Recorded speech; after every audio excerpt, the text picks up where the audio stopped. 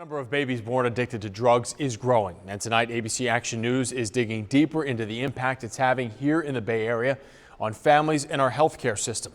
Michael Paluska introduces us to a young mother brave enough to talk about how her two children have to suffer because of the choices she made.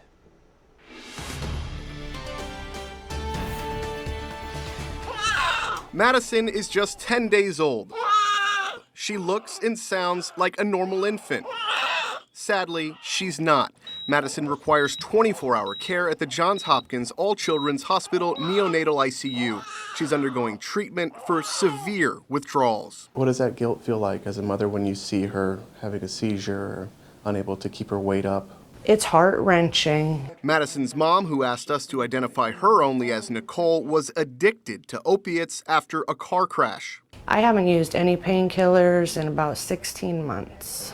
And that only happened because she got pregnant. 11 months ago, she gave birth to her first child, Landon. 2 months later, after Landon's birth, she got pregnant again. And doctors say you can't just quit methadone treatments for addiction. Changes that happen during the pregnancy, and that's a risk for the fetus. But there are people out there where your children do save your life, and in my case, that's exactly what happened. Worst case scenario, some babies are in the hospital for months.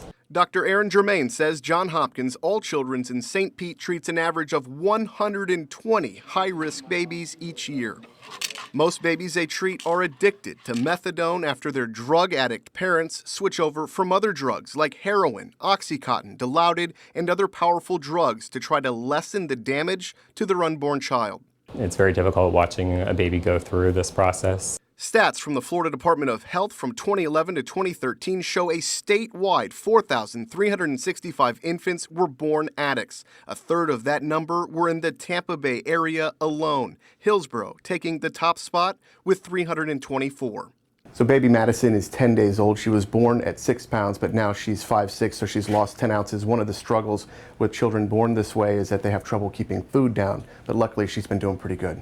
He was born addicted to multiple drugs. Deanne DeChico adopted her son Enzo when he was just 6 days old. For 31 days, Enzo went through withdrawals. He lost half his weight, going down to around 3.5 pounds. So they have to kind of wean them with methadone and morphine to try to help them because they're in inconsolable pain. Enzo's days are packed with tons of different therapies to help his physical and mental development. There are no guarantees they'll work. These children are developed with drugs, not with nutrients. So they have a ton of deficiencies that overlap. I don't know if you got enough pieces.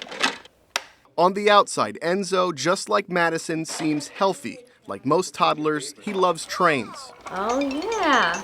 The fun can end in an instant. He's allergic to everything and sometimes suffers massive seizures.